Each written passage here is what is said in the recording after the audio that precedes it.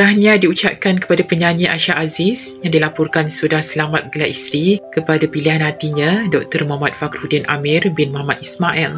Majlis pernikahan pasangan ini difahamkan berlangsung pada hari ini dalam suasana tertutup di Singapura, dihadiri hanya oleh ahli keluarga terdekat serta teman rapat kedua belah pihak.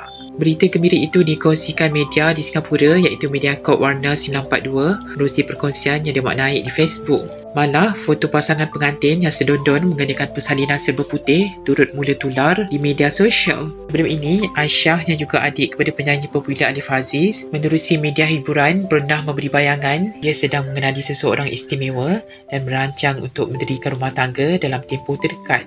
Walaupun memilih untuk tidak terlalu berkongsi perihal pribadi, Aisyah tetap memohon agar mendoakan yang baik-baik dan berserah kepada jodoh.